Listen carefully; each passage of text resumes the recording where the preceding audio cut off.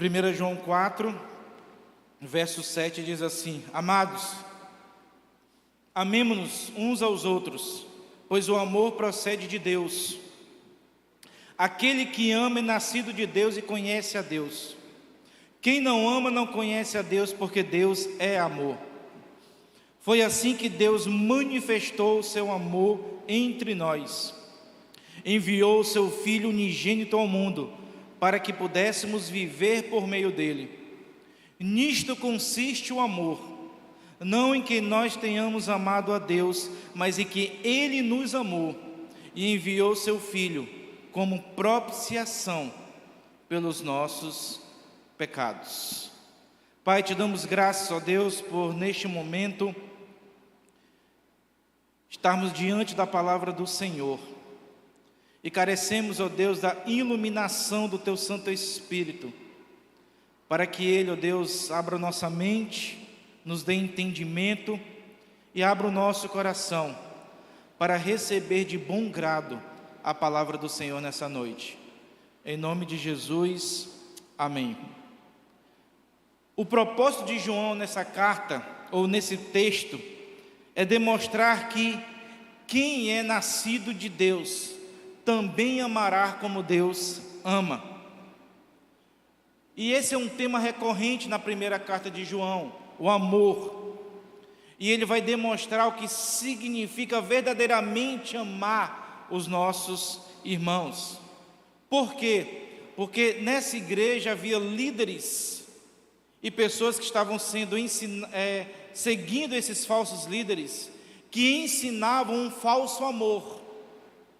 Eles deturpavam o conceito de amor, ensinando que a prática do pecado não afetava o corpo e que Deus não se importava com o que você fazia com o seu corpo. E eles diziam isso porque eles afirmavam que Jesus não havia ressuscitado em carne, mas que Jesus era tipo um holograma, tipo algo virtual, quando veio ao mundo. E João diz que ensinar o falso evangelho às pessoas não é verdadeiramente amar, porque o amor em João, tanto na primeira quanto na segunda e na terceira carta, sempre está ligada à verdade e à verdade do evangelho. E eu gostaria que hoje nós meditássemos sobre este atributo de Deus, a sua natureza e como ele se manifesta em Deus, por nós e através de nós, e quais são as implicações em nossa vida comunitária como igreja desse amor. E a primeira afirmação que o autor bíblico faz é que o amor procede de Deus. Ele diz: amados, amemos uns aos outros, pois o amor procede de Deus. O amor aqui, ao qual João nos exorta a praticarmos na igreja, não é um amor simples de ser praticado por nós. Não é esse amor piegas que ouvimos diariamente na TV entre casais apaixonados, porque mais reflete um amor mundano do que um amor bíblico. E este é o grande perigo que nós incorremos: definirmos os atributos de Deus como um amor pela lente dos nossos próprios sentimentos e opiniões. Não só o amor, mas palavras como justiça, disciplina, santidade, adoração, não podem ser definidas a partir dos nossos próprios parâmetros ou sentimentos, ou da fala de qualquer especialista que não leva em conta o texto bíblico. Nós precisamos entender que a Bíblia é o padrão pelo qual as nossas concepções erradas devem ser corrigidas, e principalmente palavras tão caras nas Escrituras e que estão totalmente deturpadas hoje, como a palavra amor.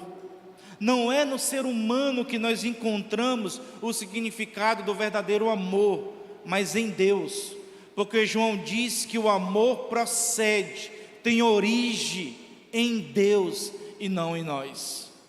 João afirma isso: o amor é de Deus. O amor procede de Deus. O amor que João nos chama a vivê-lo é o amor que vem do alto. É o amor que se manifesta de cima, desce até nós e transforma a nossa vida. Deus é a fonte do amor.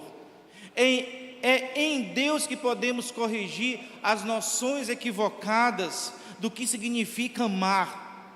O amor que João fala aqui não é meramente fazer o bem a alguém, porque qualquer pessoa é capaz de fazer o bem. Até o bandido faz o bem à sua namorada, ao seu filho. Na verdade, o amor bíblico que João fala é uma mudança em nossa natureza existencial que vem de Deus, que nos torna capaz, pela graça de Deus, de termos uma vida menos centrada em nós e mais em Deus. É um amor que ama a Deus acima de todas as coisas. E João diz que este amor só é possível naqueles que nasceram de novo. Aquele que ama é nascido de Deus e conhece a Deus. Quem ama como Deus ama, de João, é nascido de Deus, porque foi alcançado por esse amor que transformou a sua existência, deu a ele uma nova natureza, infundindo essa essência divina no coração daqueles que creem em Cristo.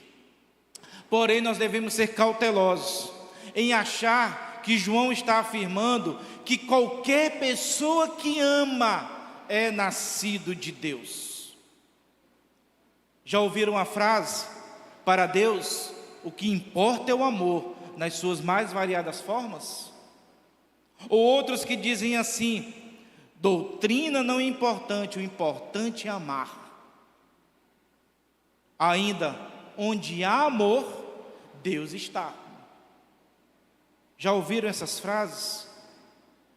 Essas afirmações são frutos de um relativismo ético, moral, que tem destruído muitas igrejas ditas evangélicas. O conceito equivocado de amor é que tem levado as pessoas a aceitar, por exemplo, a homossexualidade como uma forma de amor que Deus não condena. Como Deus pode condenar o amor, dizem eles. É comum ouvir a frase que se Deus é amor, Ele inclui, Ele aceita a todos como eles são. Desmond Tutu, em seu livro Deus Não É Cristão, aquele grande homem que ajudou no apartheid ali na África, ele defende que todos nós somos irmãos, que todos nós somos cristãos, independente da religião ou da sexualidade. Ele diz então que é por isso que os homossexuais são aceitos por Deus, porque a orientação sexual, dizia ele, não define alguém, se alguém é ou não rejeitado por Deus, porque a forma deles de amar é diferente da nossa apenas, dizia ele. O grande problema desse tipo de ideia é que ela é antibíblica, e há aí a falta de conceito claro daquilo que nós chamamos de cosmovisão cristã, a visão do mundo que nós cristãos precisamos ter. No conceito de cosmovisão cristã, existem 4 pilares que devem moldar a maneira como nós enxergamos o mundo: criação, queda, redenção e consumação. Os 4 pilares que todo cristão deveria conhecer e olhar o mundo através dela. Criação é onde nós descobrimos o propósito original para a criação do mundo, para a minha vida e para os meus relacionamentos. É na criação que eu respondo a pergunta: quem sou eu? Por que eu estou neste mundo? Você vai buscar lá, no ato criativo de Deus. O pilar da queda fala como esse propósito inicial de Deus, original, foi corrompido, foi tocado, manchado pelo pecado. Responde a seguinte pergunta: por que as coisas não são como deveriam ser, como Deus as criou? Por que o mundo é assim? O terceiro pilar é a redenção, que responde à pergunta: como Deus vai corrigir isso? E a resposta está em Cristo Jesus. É na cruz do Calvário que Ele corrige aquilo que a queda deturpou na criação. Mas ainda há um quarto pilar, que é a consumação. Na consumação, Deus vai restaurar todas as coisas por meio de Cristo. E nós seremos aquilo que Deus sempre quis que nós fôssemos. E nós vamos viver a vida que Ele sempre quis que nós vivêssemos, sem a presença do pecado. Quando o reino de Deus será estabelecido nesse mundo, na volta de Jesus Cristo, quando Ele vai pôr ordem no caos e restaurar o propósito de Deus na criação. E é no pilar da criação que nós temos dois conceitos muito importantes para ajudar a gente a entender algumas coisas, que nós chamamos de estrutura e direção. Estrutura diz respeito ao potencial da criação ordenada por Deus e as leis que a regem. Deus criou o mundo com uma estrutura, com uma matéria-prima, com leis que precisam ser obedecidas, que precisam ser seguidas. Direção diz respeito à nossa participação, como nós manuseamos essa estrutura. Tudo aquilo que compõe a estrutura da sociedade, ciência, comércio, arte, política e educação, é a estrutura que Deus criou para a sociedade. Direção é o que fazemos com a ciência, com a arte, com a política e com a educação. Se a direcionamos para Deus, para a glória dEle, ou se nós a direcionamos para a nossa própria glória, para a satisfação da nossa própria carne, do nosso próprio ego. O teólogo Pedro Dutti, ele explica que no pensamento cristão, o pecado não é visto como algo que conseguiu destruir a boa criação de Deus. Na verdade, o que ele fez foi colocar as boas estruturas criacionais de Deus em uma direção apóstata, rebelde, numa direção que é contrária a Deus. A educação, ela deveria levar-nos ao conhecimento de Deus, mostrando que a matemática, a pedagogia e todas as áreas do saber apontam para o Criador. Mas a gente deturpou isso. Nós criamos a redenção por meio da educação, de que ela transforma, de que ela vai salvar a humanidade. Isso se aplica a todas as áreas do saber, todas as áreas deste mundo. Mas quando a gente fala em termos de sexualidade, da nossa identidade sexual, a estrutura que Deus criou, que Deus normatizou em sua palavra, é que nós somos macho e fêmea. Em Gênesis capítulo 1, essa é a primeira afirmação que Deus faz. E essa afirmação, no texto original, indica sexualidade, porque ele está falando da função dos órgãos masculino e feminino. Deus criou homem e mulher, macho e fêmea, que se unem num relacionamento monogâmico e heterossexual, que nós chamamos de casamento.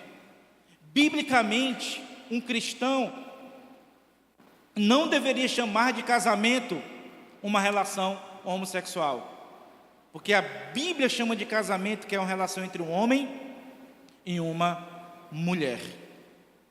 O problema é que por causa do pecado, nós demos uma outra direção à identidade sexual, que agora é normatizada pela afetividade.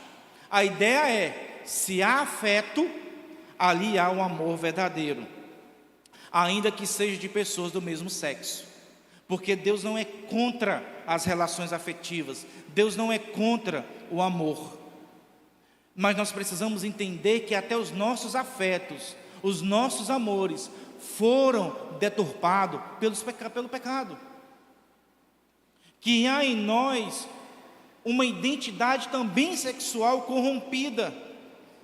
Portanto, não são as nossas identidades que definem quem somos ou as nossas relações, mas a verdade de Deus estabelecida em sua palavra.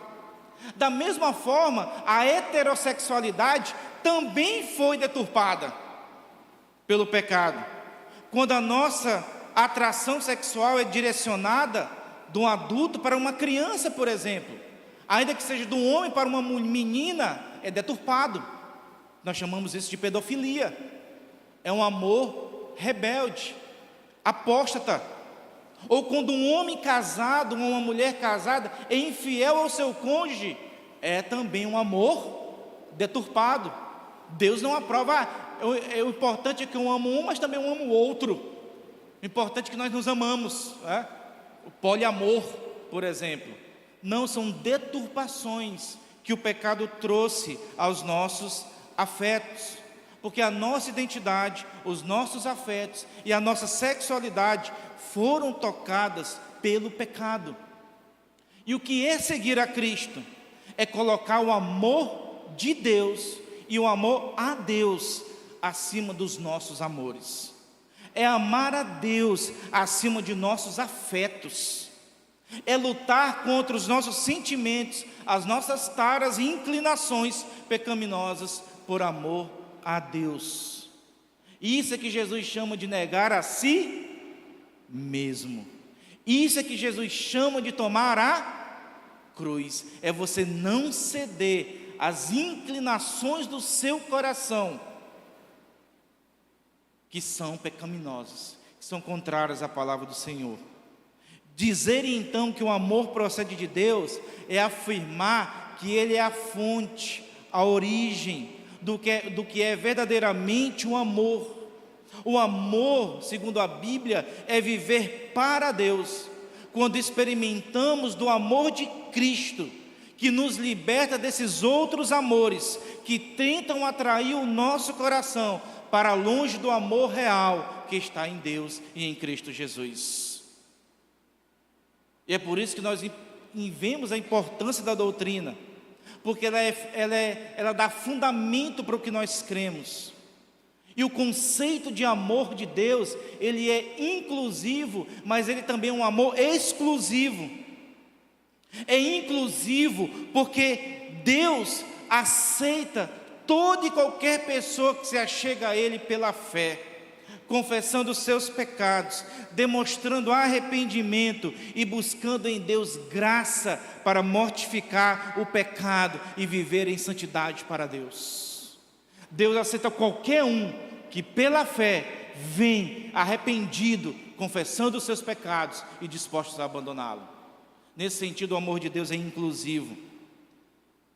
Deus é amor, mas Deus também é santo, por isso que Ele não tolera o pecado. O amor de Deus cobre multidões de pecado, porque sempre perdoará o pecador arrependido, independente do grau ou do tamanho do seu pecado cometido. Todavia, Deus nunca aceitará a pessoa que acha normal viver no pecado, e nesse caso, o amor de Deus é exclusivo, seja para o homossexual, seja para o heterossexual. Porque o amor de Deus que está em Cristo só é experimentado para todos aqueles que creem em Jesus como Senhor e Salvador de suas vidas. O problema do homossexual é o mesmo problema do heterossexual. Ambos precisam de Cristo Jesus. Ambos precisam se arrepender dos seus pecados e entregarem sua vida a Cristo Jesus. Deus ama quem o ama e ama a Deus verdadeiramente quem ouve a sua voz e guarda os seus mandamentos. Em 1 João 2, verso 4 a 6, ele diz: aquele que diz, eu o conheço, mas não obedece aos seus mandamentos, é mentiroso. Se você diz que ama a Deus, mas vive no pecado, João diz, somos mentirosos. E a verdade de Deus não está em nós. Mas se alguém obedece a sua palavra, nele verdadeiramente o amor de Deus está aperfeiçoado. Desta forma sabemos que estamos nele. Aquele que afirma que permanece nele, deve andar como ele andou. Anda como Cristo, amando a Deus acima de todas as coisas. E o primeiro passo de fé, de obediência, é você entregar-se ao amor de Deus que está em Cristo Jesus. Mas João faz uma outra afirmação no verso 8. Ele nos mostra que o amor é a essência de Deus. Quem não ama não conhece a Deus, porque Deus é amor. Os estudiosos afirmam que apenas aqui o autor bíblico afirma que Deus é amor. Quando a Bíblia fala dos atributos de Deus, eles falam de Deus demonstrando justiça, poder, ira. Mas ele não diz que Deus é ira, que Deus é justiça. Ele só faz essa afirmação aqui: Deus é amor. Porque a essência de Deus é amor. E a partir do seu amor santo, que todos os atributos de Deus se manifestam. Porque o amor faz parte da natureza de Deus. Tem um livro fenomenal, se você puder ler, comprar, Deleitando-se na Trindade. Deleitando-se na Trindade, do Michael Reeves. Um livro fininho, mas é o melhor livro sobre a Trindade que eu já li na minha vida. E ele cita uma frase do Santo Ambrósio, que o Santo Ambrósio diz que Deus, por a essência de Deus ser amor, era impossível Deus não autodoar-se, não entregar-se. Porque a palavra amor, o verdadeiro conceito de amor, ela tem essa ideia de doação, de fazer com que outros também experimentem desse amor. E Deus estava perfeitamente grato, alegre, vivendo e vivenciando um amor com o Pai e com o Filho. Aliás, com o Filho e com o Espírito Santo. Mas como o amor deles transbordam, eles quiseram criar o ser humano para transbordar esse amor trinitário ao ser humano. Porque a essência do amor é doação. E é este amor de Deus que faz ele agir com justiça, nos justificando para a nossa salvação.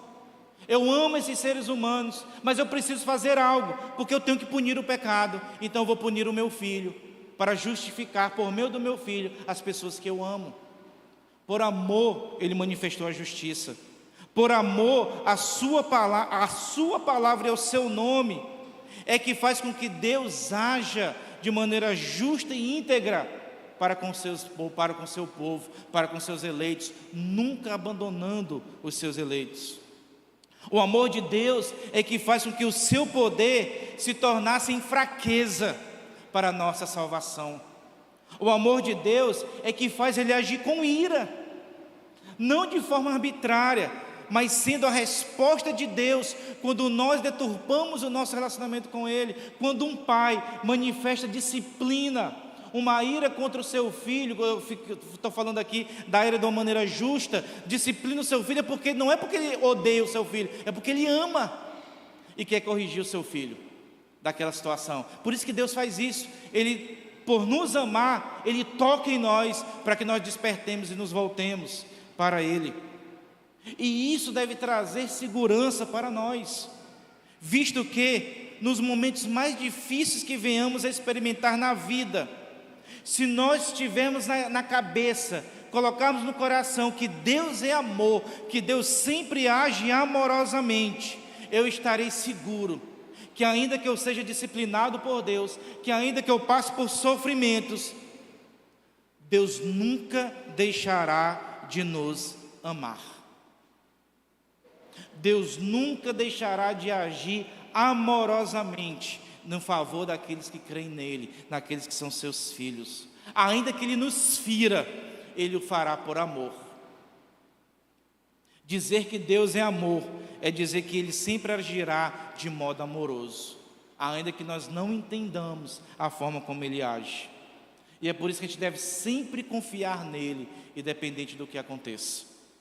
Em um mundo cheio de ódio, de violência, de amargura, de falta de amor, é urgente declararmos que há um Deus que ama e deseja ser conhecido por esse amor. Em um mundo que reflete sobre Deus a partir de suas próprias experiências e percepções pessoais, Nós não devemos duvidar do amor e da bondade de Deus, ainda que os nossos sentimentos e as nossas circunstâncias digam o contrário. E nós precisamos proclamar um Deus que ama e deseja ser conhecido por esse amor.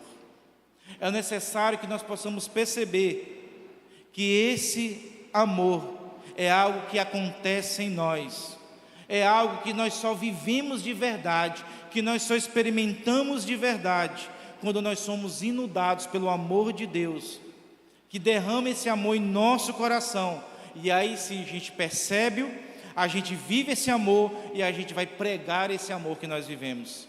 Mas João diz, é necessário nascer de novo. Por isso que ele diz, nascido, está na voz passiva, é Deus que nos faz nascer de novo. E o que ele quer dizer quando ele usa a expressão nascido, é que quem verdadeiramente conhecer o amor de Deus, vai verdadeiramente manifestar esse amor às pessoas e aos perdidos. Somente quem conhece a Deus pode reconhecer o amor de Deus em um mundo cruel, desafeiçoado e violento, porque ele sabe que Deus em amor está dirigindo o mundo amorosamente para os seus propósitos amorosos. Mas João, ele não vai deixar a gente apenas no conceito abstrato de amor. Ele não deixou que esse amor de Deus ficasse sem testemunho. Como saber o que é o amor? Como amar? Como esse amor se manifesta? E ele então vai falar do amor encarnado, que se manifesta em Cristo Jesus. Olha o verso 9. Foi assim que Deus manifestou o seu amor entre nós. Enviou o seu Filho unigênito ao mundo, para que pudéssemos viver por meio dele. O amor de Deus, de João, se manifestou, se encarnou entre os homens. Deus entrou na história por meio de Jesus Cristo.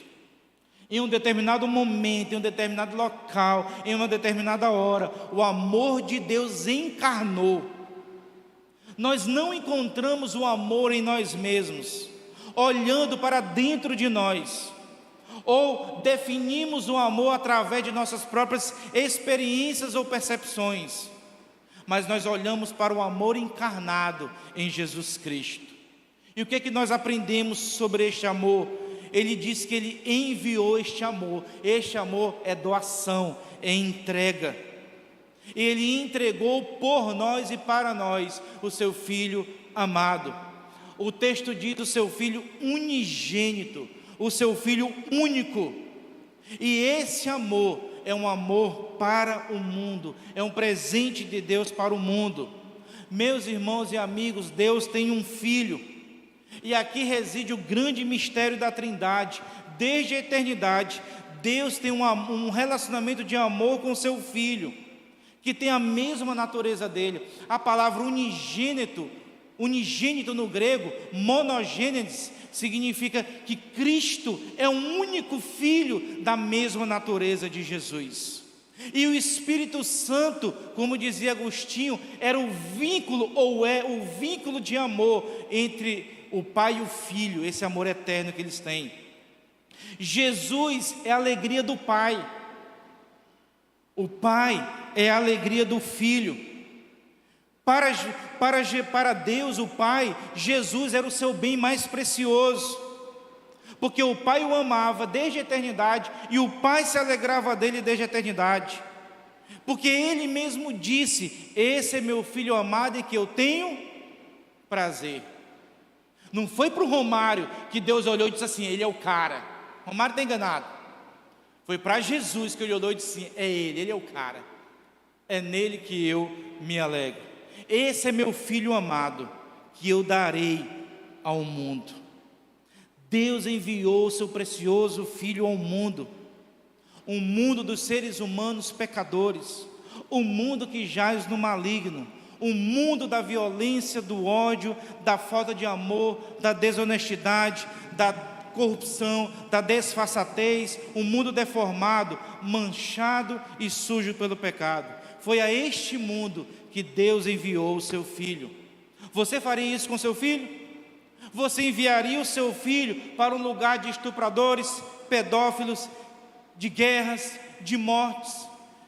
Um mundo onde as pessoas iriam rejeitá-lo, iriam cuspir nele, iriam maltratá-lo. Você enviaria o seu filho para um lugar assim? Jesus enviou, mesmo sabendo o que faria com seu filho, como está escrito em Isaías 53 e Zacarias capítulo 13, que eles já profetizavam que as pessoas iriam rejeitar e maltratar o seu filho. Romanos 8:32, Paulo diz: aquele que não poupou o seu próprio filho, mas o entregou por todos nós, como não nos dará juntamente com ele, de graça, todas as coisas? Ele não poupou o seu filho por amor de nós. Deus sabia o que o mundo faria com seu filho: o rejeitaria, zombaria, cuspiria, espancaria e mataria ele. Como a gente pode dizer que Deus é mau, quando Ele prova o seu amor para conosco, enviando o seu filho, mesmo sabendo o que fariam com ele? Deus enviou o seu filho, o seu único filho, diz o texto, para a propiciação dos nossos pecados. Cristo morreu na cruz para apaziguar a ira de Deus, sofrendo em nosso lugar a ira de Deus, pagando a culpa do pecado de todo aquele que nele crê. Se você crê em Cristo nesta noite, se você entregar sua vida para Jesus esta noite, Ele vai perdoar os teus pecados, e você vai começar a experimentar o amor de Deus em sua vida. E há muito mais do que isso. Em João capítulo 17, Jesus faz uma oração, querendo que, com o mesmo amor que o Pai o ama, as pessoas experimentem este amor. Meus irmãos, vocês sabem o que é vida eterna? Vida eterna é você experimentar por toda a eternidade o amor que o Pai tem pelo Filho e que o Filho tem pelo Pai. E quando você diz não ao Evangelho, quando você diz não à pregação, você está dizendo: eu não quero experimentar este amor que Deus está me oferecendo em Cristo Jesus. Deus enviou seu Filho, seu único Filho. O santo se fez pecador, o bendito se tornou maldito, a vida se entregou à morte. O prazer de Deus por um momento torna-se o seu desprazer, o inocente se torna culpado para a nossa salvação. E porque Deus fez isso, o texto diz, para que pudéssemos viver por meio dele. Lembre-se que João, desde o início de sua carta, afirma que Jesus veio para manifestar a vida e nos dar a vida. Nós que estávamos condenados e receberíamos o justo juízo de Deus, recebemos por meio de Jesus, não a morte, não a condenação, mas a vida eterna, a vida com Deus, a vida vivida por meio dele, nele e para ele. Porque a nossa vida, por mais bela e rica que seja, é pobre e carente de significado quando Deus não está nela. O sentido da vida não está como está naquele livro, viver, amar e rezar, mas é encontrado no amor encarnado, que é Jesus Cristo. Sem Jesus, a vida que vivemos, por mais alegre e satisfeita que seja, sem Cristo é morte e não vida. E João vai deixar bem claro que o amor do mundo não é um amor verdadeiro por Deus, porque nós não amamos a Deus como deveríamos. Na verdade, essa é a essência do pecado.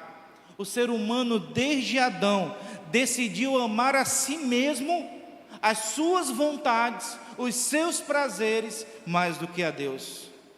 Nosso amor, nossas afeições, nossas paixões não são direcionadas para Deus, mas para os nossos desejos e nossas vontades. Eu quero é ser feliz, não importa o que eu tenho que fazer. Mas quando nós não amamos como Deus, é porque outros amores estão ocupando o primeiro lugar em nosso coração, o nosso ego. O nosso amor por Deus só é possível porque Deus nos amou primeiro naquela cruz. Ninguém pode dizer, Deus me amou porque eu amei primeiro. Não, João diz, você foi amado primeiro, por isso que você ama. Deus primeiro te atraiu com laços de amor, e por isso que você se entregou a Ele, porque Ele te amou primeiro. O amor de Deus veio e foi derramado em nosso coração. Nisto consiste um amor, verso 10, não em que nós tenhamos amado a Deus, mas em que Ele nos amou e enviou o seu Filho como propiciação pelos nossos pecados. Pelos nossos pecados. Toda maldade que acontece no mundo não é culpa de Deus, mas do ser humano que, longe de Deus, manifesta o que está em seu coração corrompido, a falta de afeição, a falta de amor, ou o amor deturpado. A única maneira de termos um mundo repleto de amor é quando o nosso coração é purificado pelo sangue de Jesus. E aí o amor de Cristo é derramado em nosso coração, porque sem expiação não há purificação. E somente corações purificados pelo sacrifício de Jesus podem amar como Jesus amou. Paz e amor nunca serão possíveis por meio do esforço humano, senão pela transformação do nosso coração, que é realizado na cruz do Calvário. Romanos 5,5, Paulo diz, e a esperança não nos decepciona, porque Deus derramou o seu amor em nossos corações, por meio do Espírito Santo. Ah, pastor, mas eu amo, sim, mas você não ama como Deus ama, só ama como Deus ama aquele que tem o Espírito Santo em seu coração. E em Atos capítulo 2 diz que você só tem o Espírito Santo se você confessar Jesus e se arrepender dos seus pecados. Porque até agora você ama, mas você ama a si mesmo. Você ama alguém, mas você ama aquela pessoa até o ponto em que ela satisfaz os desejos do seu coração. Porque você quer que todos e todos se centrem em você. Você se acha o centro do mundo. E o seu cônjuge, o seu filho, o seu pai, a sua igreja, o seu patrão, o seu empregado, tudo tem que girar em torno de você. Porque você ama mais a si mesmo do que a Deus. O verdadeiro amor só é experimentado por aqueles que têm Cristo Jesus em seu coração. Como isso afeta a nossa vida de igreja? Como conhecer o amor de Deus afeta a maneira como vivemos com os nossos irmãos? Volte de novo para o texto. João 4, verso 7. Amados, amemo-nos uns aos outros. Verso 8. Quem não ama, não conhece a Deus. Verso 11.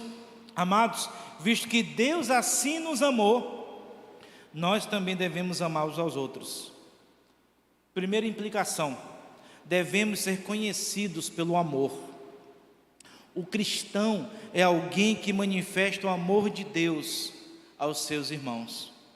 O cristão genuíno conhece a Deus, não por mera informação, mas porque em sua vida concreta, real, ele manifesta esse amor no seio da comunidade, no seio da igreja. Por isso que o verdadeiro cristão não pode nutrir ódio, violência, vingança, amargura e desamor, porque não são manifestações legítimas de um coração que verdadeiramente conhece o amor de Deus. O que você tem manifestado em sua vida? Ódio, violência, falta de afetos santos pelos irmãos, amargura?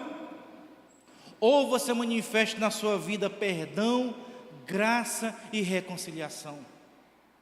Porque quem foi atingido pelo amor de Deus, pela graça de Deus, não olhará os irmãos de cima para baixo, mas olhará os irmãos como Deus olha, e amará os irmãos como Deus ama, porque se tem alguém que ofende a Deus todos os dias, somos nós. Duvido que há alguém aqui que não peque, ou em pensamentos, ou em palavras, ou em ações. Mas a Bíblia diz que nada poderá nos separar do amor de Deus que há em Cristo Jesus. Então, quem somos nós para não manifestarmos esse mesmo amor àquele que nos ofendem? Segundo, o nosso amor deve se manifestar em autodoação, em entrega. É a entrega de nossa vida, bens e dinheiro para o Senhor e sua obra, servindo na comunidade e servindo a comunidade, a igreja. Pessoas que só manifestam egoísmo, querendo só receber, provavelmente não experimentaram o amor de Deus, logo não nasceram de novo. Muitas pessoas parecem que não amadureceram espiritualmente, porque ainda amam por conveniência, dizem amar a igreja, mas preferem assistir culto no YouTube, ao invés de presencial, na comunidade, junto dos santos. Transmissão online é para alcançar os descrentes, e aquelas pessoas que não podem vir por alguma limitação física, mas não porque querem ficar em casa acomodados. Tente amar o seu marido à distância, todo o tempo, a sua e seu cônjuge, para ver se vai dar certo, se esse amor não vai esfriar, se esse relacionamento não vai começar a ter problema. Nós devemos amar in loco, estarmos juntos com a igreja reunida.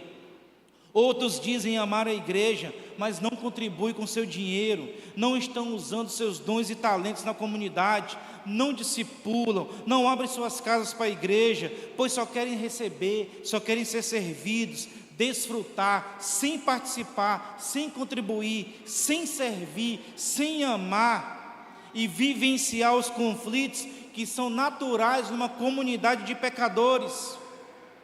Porém, é aqui vivendo a igreja que nós vamos experimentar e vivenciar o amor de Deus, amando pessoas difíceis, como Jesus amou. Eu não quero ir mais para aquela igreja, porque as pessoas não olham para mim. Pois então você começa a olhar para elas, manifestar amor a elas, para que o coração dela seja quebrantado e ela passe a olhar menos para si e mais para os outros. Jesus não abandonou aqueles que não o amaram.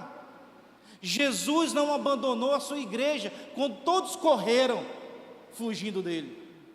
Jesus não deixou de amar Pedro quando ele disse: me amaldiçoe se eu conheço este homem.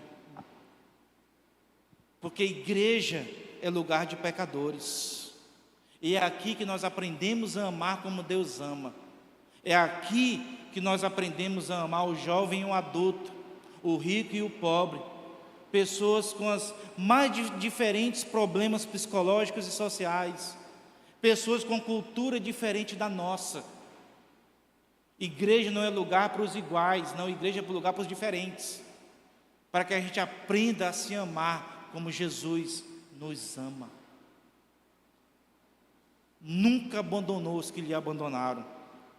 Isso é amar como Ele ama, a despeito dos defeitos, das fraquezas e das decepções, a despeito dos crentes chatos.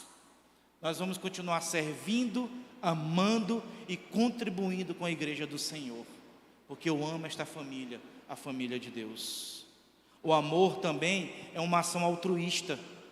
Lembre que João está combatendo pessoas na igreja que estavam prejudicando seus irmãos com falsos ensinos, que estavam gerando na igreja divisões, conflitos, práticas imorais. Isso não era um amor altruísta, era um amor egoísta. O amor semelhante ao de Jesus é o interesse pelo outro. Jesus mostrou que o verdadeiro amor coloca o interesse do outro em primeiro lugar, coloca o bem-estar do outro em primeiro lugar, é paciente com o pecado dos irmãos, suporta suas fraquezas, perdoa suas ofensas, abre mão de seus direitos pela paz, não revida, não se defende, mas age amorosamente em favor do seu irmão. E nós não devemos desistir de amar a igreja. Deus amou o mundo, mesmo ele sendo pecador e rebelde. Jesus amou os seus até o fim, diz o texto bíblico. Mesmo ele sabendo que seria traído e abandonado, mesmo que você o rejeite, Deus nunca deixará de amar aqueles que são seus filhos, aqueles que pertencem a Ele. Ele disciplina, mas nunca deixa de amar. Ame o seu irmão, mesmo que ele te ofenda, mesmo que ele te rejeite, mesmo que ele fale mal de você, mesmo que ele lhe prejudique. Não é fácil, mas quem tem o amor de Deus em seu coração, se o seu coração foi purificado por Cristo, amará a Deus, amará a igreja como Cristo ama a sua igreja. Não espere ser amado, ame. Não espere ser servido para demonstrar amor, sirva por amor ao Senhor e por amor à sua igreja. E é no amor de Deus que está em Cristo Jesus, que você está aqui nesta noite, que você vai encontrar o que você procura. A sua identidade, o seu desejo de pertencimento, o seu desejo de ser amado, só é encontrado na cruz do Calvário. A sua identidade não é definida por suas afeições ou como você se vê, mas por ser filho amado de Deus. Em Deus você vai encontrar acolhimento e se sentirá amado. E na igreja que você vai experimentar esse amor nas mais diversas formas: acolhimento, pertencimento, correção, cuidado e serviço. Porque Deus vai te inserir numa igreja que é sua família de amor. Eu gostaria de saber se há alguém aqui nessa noite que deseja se entregar ao amor de Deus que está em Cristo Jesus. Você só pode experimentar este amor se você entregar a sua vida ao Senhor Jesus. Este amor que diz assim: venha como você está, mas sabendo que Ele vai transformá-lo a alguém à imagem e semelhança de Jesus, que vai manifestar em sua vida amor, graça e misericórdia. E o amor de Deus é tão grande que Ele não vai te forçar a vir até Ele. Você que é atraído por este amor é que deve entregar a sua vida ao Senhor Jesus. Se você nessa noite deseja fazer isso, gostaria que você levantasse a sua mão, para que eu pudesse orar por você nessa noite. Há alguém nessa noite que quer entregar sua vida para Jesus? Você pode levantar a sua mão. Se você deseja essa noite confessar Jesus como Senhor e Salvador da sua vida, ser salvo e experimentar do amor de Deus que já é em Cristo Jesus. Há alguém que nesta noite quer entregar sua vida ao Senhor Jesus? Você pode levantar a sua mão. Eu quero orar por você nessa noite. Cristo te chama, e eu sei que você está ouvindo a voz de Deus em seu coração. Eu sei que Ele está te atraindo por laços de amor, mas é você que precisa entregar-se a Ele pela fé. É pela fé. Eu não sei exatamente o que eu vou fazer hoje, mas eu sei que eu preciso fazer isso, e eu sei que é o melhor para mim, porque Deus me ama e quer o melhor para a minha vida. Alguém que deseja tomar essa decisão? Você pode levantar a sua mão, que eu quero orar por você nessa noite. Alguém deseja entregar sua vida a Jesus? Experimentar o amor de Deus que há em Cristo Jesus? Você pode levantar a sua mão, se nessa noite você quer fazer essa decisão. Pai, bendito seja o Senhor que nos amou e manifestou esse amor entregando o seu Filho amado Jesus por nós na cruz do Calvário. Que nos apeguemos a este amor que está em Cristo Jesus este amor que nos define, este amor que nos transforma, esse amor que nos capacita a amar como o Senhor tem nos amado, Deus. Que a cada dia possamos, ó Deus, manifestar através de nossa vida o amor de Deus que está em nosso coração, derramado pelo Teu Santo Espírito, ó Deus. E muitos que estão aqui nesta noite, ó Deus, que ainda não experimentaram verdadeiramente deste amor, que eles possam ser incomodados pelo Teu Santo Espírito e entregarem-se ao Senhor, confessando o Senhor como o Senhor e Salvador de suas vidas. Essa é a nossa oração, em nome de Cristo Jesus. Amém.